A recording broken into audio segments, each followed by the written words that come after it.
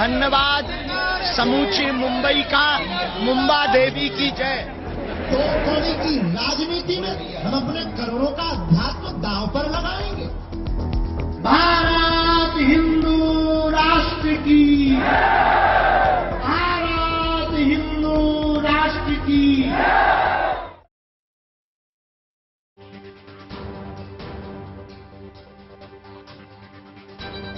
नमस्कार, बहुत बहुत स्वागत है आपका। मैं हूं आपके साथ गुंजन। आप देख रहे हैं जीएनटी स्पेशल। और जीएनटी स्पेशल में आज बात करेंगे बागेश्वर धाम के पीठाधीश्वर धीरेन्द्र कृष्ण शास्त्री की आस्था वाली यात्रा की। पिछले कई दिनों से आप देखते हैं और सुनते रहे हैं कि किस तरह से पंडित धीरेन्द्र शास्त्री अपना दरबार लगाते हैं और हजारों लाखों भक्त उनके दरबार में हाजिरी लगाने के लिए पहुंचते हैं। लेकिन आज बाबा बागेश्वर खुद ही आस्था की चौखट पर पहुंचे। बाबा बागेश्वर आज मुंबा देवी के दरबार में आशीर्वाद लेने के लिए पहुंचे। पंडित धीरेन्द्र शास्त्री अपने धार्मिक कार्यक्रम के लिए पिछले 3 दिनों से मुंबई में हैं। नवरात्र का पर्व भी शुरू होने को है। ऐसे में पंडित धीरेन्द्र शास्त्री नवरात्र से ठीक पहले देवी का आशीर्वाद लेने के लिए मुंबा देवी धाम पहुंचे। इस मौके पर मुंबा देवी धाम में उन्हें देखने के लिए भक्तों का सैलाब उमड़ पड़ा। इस मौके पर जीएनटी रिपोर्टर पारस दामा ने भी उनसे खास बातचीत की। देखिए हमारी ये रिपोर्ट।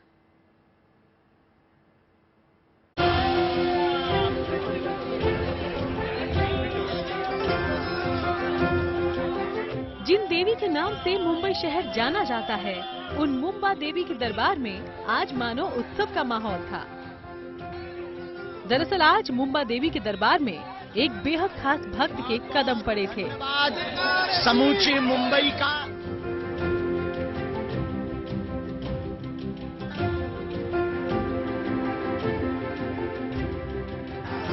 शत्रु का दमन करके माता जानकी जी को ले। भक्त भी वो जिसके अपने दरबार में भक्तों का सैलाब अपनी मुरादें लेकर पहुंचता है।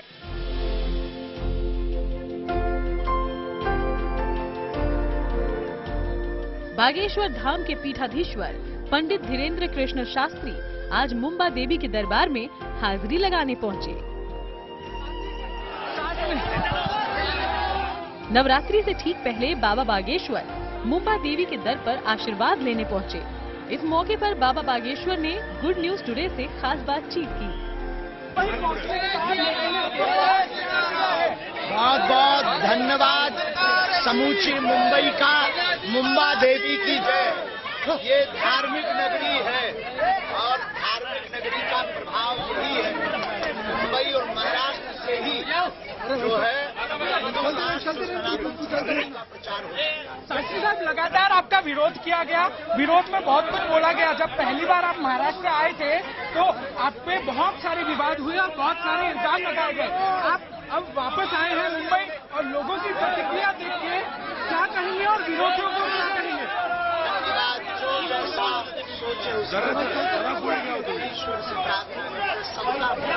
विरोधियों को क्या कहेंगे? विरोधियों को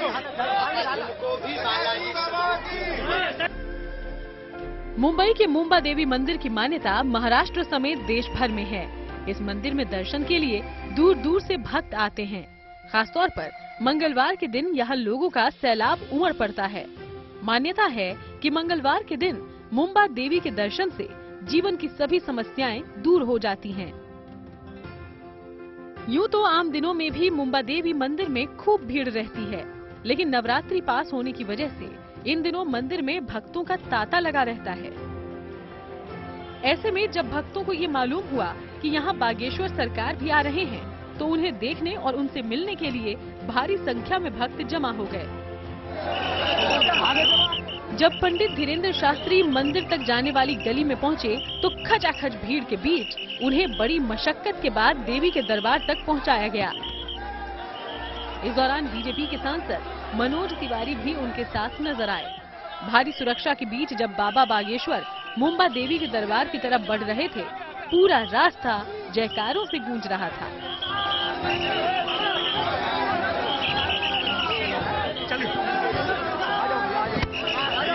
धीरेन्द्र शास्त्री महाराज को लेकर विवाद लगातार गर्माता जा रहा है।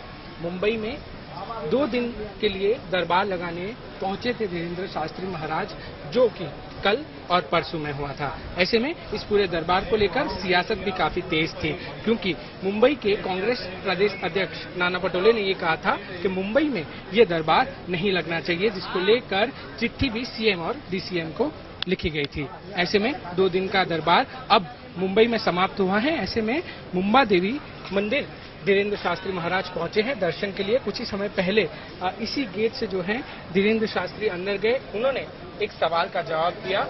जब विरोधियों के बारे में पूछा गया तो उन्होंने कहा, बालाजी सबको सद्बुद्धि दे। ऐसे में आज कार्यक्रम के तहत धीरेन्द्र शास्त्री मुंबई के भिवंडी इलाके में भी जाएंगे।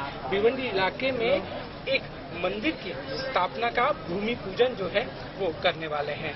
वहीं लगातार इस पूरे दरबार को लेकर सियासत तेज हो रही है और कांग्रेस लगातार धीरेन्द्र शास्त्री और उनके दरबार का विरोध कर रहा है। यूं तो पंडित धीरेन्द्र शास्त्री पिछले 2 दिन से मुंबई में अपना दरबार लगा रहे थे, लेकिन नवरात्रि नजदीक होने के चलते उन्होंने मुंबा देवी के दर्शन करने का मन बनाया। वैसे बाबा बागेश्वर की सनातन वाली मुहिम के चलते उनका इस वक्त मां मुंबा के दरबार में पहुंचना अपने आप में और भी अहम हो जाता है। दरअसल इस बार मुंबई दौरे से पहले कांग्रेस ने संत तुकाराम के अपमान को लेकर बाबा बागेश्वर के दौरे का विरोध किया था। महाराष्ट्र कांग्रेस के अध्यक्ष नाना पटोले ने महाराष्ट्र के मुख्यमंत्री एकनाथ शिंदे को चिट्ठी लिखकर बागेश्वर दरबार पर रोक लगाने की मांग की थी।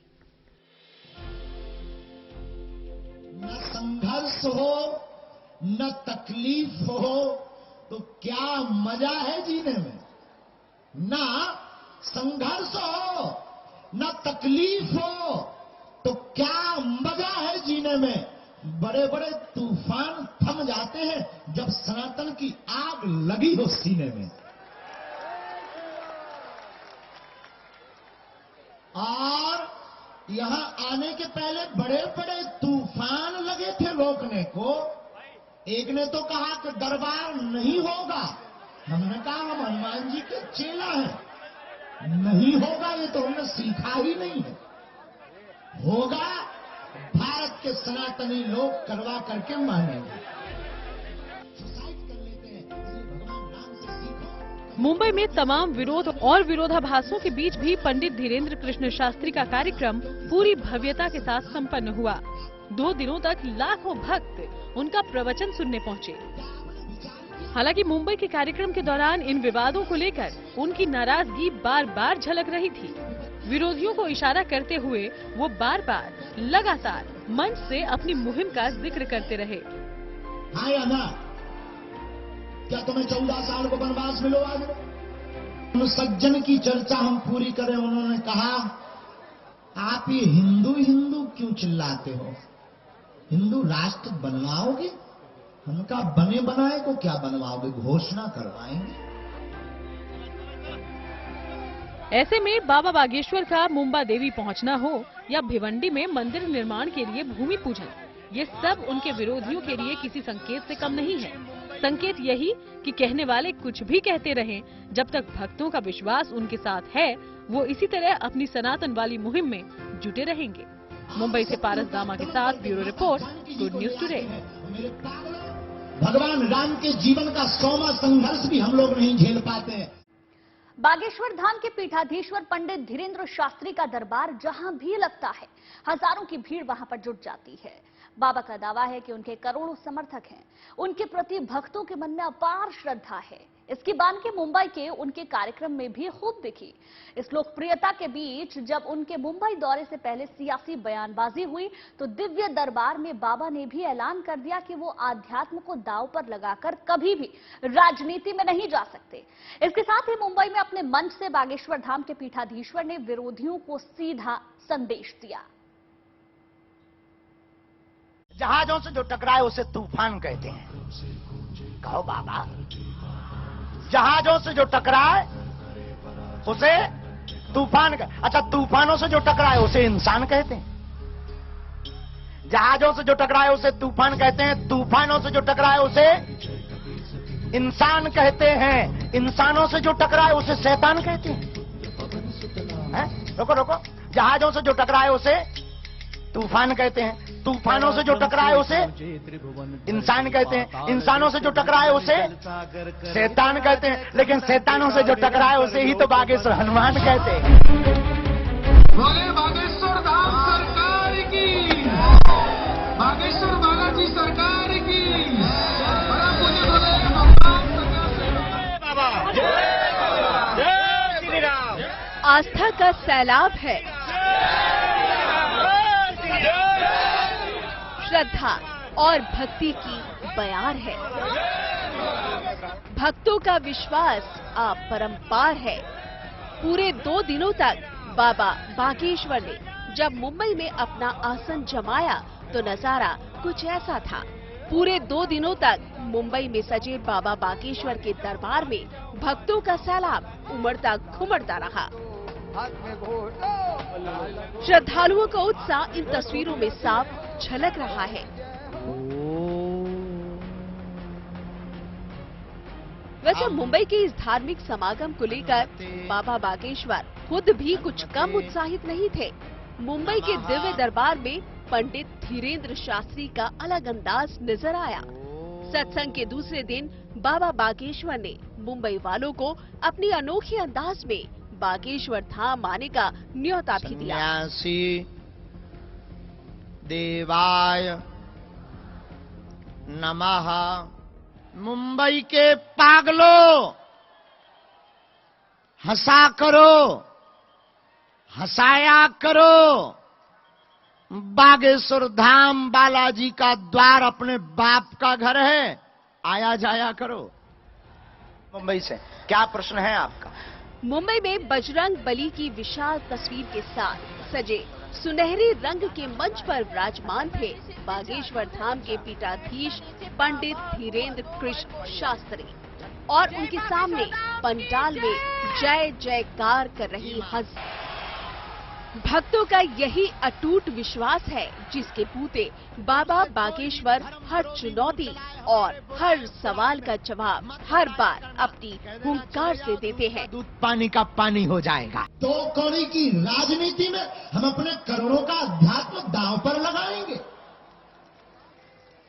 ये भी तुम विचार दिमाग से निकाल देना। हम 2 कौड़ी की राजनीति पर करोड़ों का अध्यात्म दांव पर नहीं लगाते। तो ना तो हमें राजनीति में जाना है, ना हमको कोई बहुत बड़ा गुरु बनना है कि अगर तुम इतना ही जानते हो, इतनी तुम्हारे पास सिद्धियां हैं तो गरीबी मिटा दो। उनको भी कीड़ा खतरनाक काटा रखा था। उन्होंने कहा इस देश में आतंकी हमले होते हैं, उन्हें बता दो। आप गृह मंत्रालय में नौकरी करने लगो। हमने कहा हम किसी के गुलाम नहीं हैं, लेकिन भारत राष्ट्र के लिए समर्पित हैं। उन्होंने कहा तुम्हारी शक्ति क्या क्या बता सकती है, कहां तक का? हमने कहा जहां तक पवन है वहां तक का बता सकती, क्योंकि हमारे बालाजी का नाम पवन पुत्र है। प्रश्न लेकर वार पलटवार और हुंकार के बीच ही बाबा बागेश्वर बीच बीच में भक्तों को अपनी उसी अंदाज में प्रवचन भी देते चल रहे थे जिसके मुरीद उनके लाखों भक्त हैं। कृपा करो। मुंबई के मीरा रोड पर बाबा का ये भव्य दरबार 2 दिन चला। 2 दिन के इस समागम में एक तरफ अर्जियां और पर्चियों का दौड़ लगातार चलता रहा, तो वहीं दूसरी तरफ लाखों भक्त बाबा के राम कथा वाचन के साथ आस्था की सागर में गोते लगाते रहे।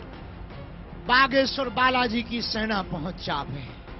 मुंबई से पारस दामा के साथ bureau report, good news today. Dhirendra Krishna Shastri जहां पर भी जाते हैं वहां पर भक्तों का सैलाब लग जाता है और कुछ ऐसी ही तस्वीरें हमने मुंबई से भी देखी। हमारे संवाददाता ने उनसे खास बातचीत की, वो बातचीत भी हमने आपको सुनवाई। चलिए सीधे पारस हमारे साथ लाइव जुड़ गए हैं। पारस, एक बार फिर से हम आपका रुख करेंगे और समझने की कोशिश करेंगे। 2 दिन का जो कार्यक्रम था वो भी हमने देखा और मुंबई के थाने में जो कार्यक्रम हो रहा है वो किस तरीके से रहा, उसके बारे में जानकारी दें। अकाल पड़ गया है, बोले किस बात का? बोले घी का। जी बिल्कुल, मुंबई का ये थाने का भिवंडी इलाका है। भिवंडी इलाके में आज धीरेंद्र शास्त्री महाराज यहाँ पहुंचे थे भूमि पूजन करने के लिए। यहाँ पर महाराष्ट्र में पहली बार बागेश्वर धाम मंदिर यहाँ बनाया जाएगा आश्रम के साथ। ऐसे में कुछ घंटों पहले ही जो है धीरेंद्र शास्त्री यहाँ पहुंचे थे। वहीं सुबह धीरेंद्र शास्त्री ने पहले मुंबई के प्रख्यात मुंबा देवी मंदिर में दर्शन किए, उसके बाद सिद्धिविनायक मंदिर गए और उसके बाद यहाँ पहुंचे। यही वही इलाका है जहाँ पर यहाँ आश्रम बनना है। ये पूरा बागेश्वर धाम आश्रम जो है महाराष्ट्र में बनेगा और पहला आश्रम जो है वो बनेगा। ऐसे में यहाँ पर लगातार कथावाचन करी जा रही है। भूमि पूजन के बाद धीरेंद्र शास्त्री जो है स्टेज पर हैं और कथावाचन का जो प्रोग्राम जो किया जा रहा था वो कर रहे हैं। ऐसे में यहाँ पर भी काफी भीड़ जो है वो उनको सुनने के लिए उमड़ी है। ये थोड़ा सा अंदर का इलाका है, थाने से तकरीबन 40-45 मिनट का रास्ता है, गाँव का इलाका है। तो जो भव्यता हमने मीरा रोड में देखी थी, जो विशाल संख्या में लोग मीरा रोड में उमड़े थे, उतनी संख्या में लोग यहाँ नहीं पहुंचे हैं, मगर लोगों की संख्या तो भी काफी ज्यादा है। यहाँ पर मीरा रोड में जब धीरेंद्र शास्त्री पहुंचे थे तो वहाँ पर लोगों को काबू करना बहुत मुश्किल हो रहा था, क्योंकि लाखों की संख्या में लोग वहाँ पहुंचे थे। उनके जो प्रशंसक थे, उनको जो पसंद करते हैं, वो पहुंचे थे। वहीं अभी जो भिवंडी का इलाका है जहाँ पर धीरेंद्र शास्त्री मौजूद है, वो यहाँ पर कथावाचन कर रहे हैं और लोग जो हैं वो उनकी कथा सुनने के लिए लगातार यहाँ पहुंच रहे हैं। बिल्कुल बिल्कुल पारस, देखिए ये भी देखने वाली बात होगी कि मंदिर किस तरीके का बनेगा। क्या उसको लेकर कोई जानकारी, कोई अपडेट है आपके पास?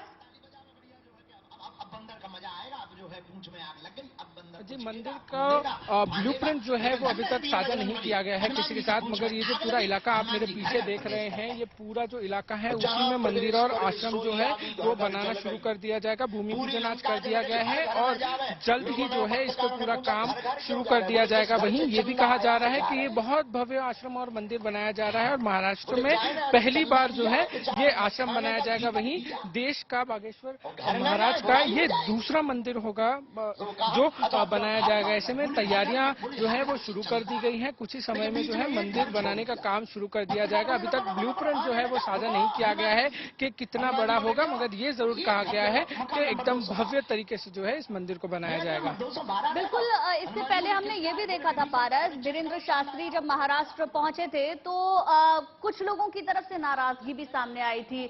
जो भक्त हैं वो तो हमेशा धीरेंद्र शास्त्री के दर्शन के लिए लालायित रहते हैं, तो क्या इस बार भी कुछ इसी तरीके की तस्वीरें देखने को मिली?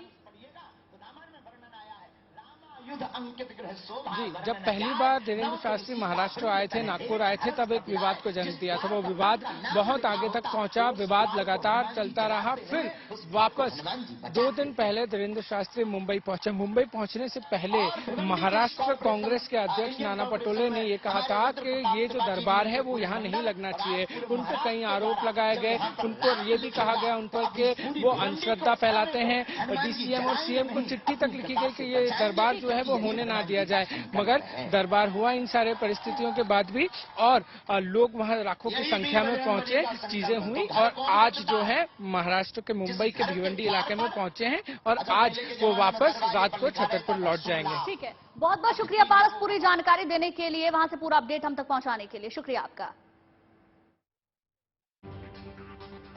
जीएनटी स्पेशल में फिलहाल के लिए बस इतना ही, लेकिन अच्छी खबरों के लिए लगातार देखते रहिए गुड न्यूज टुडे।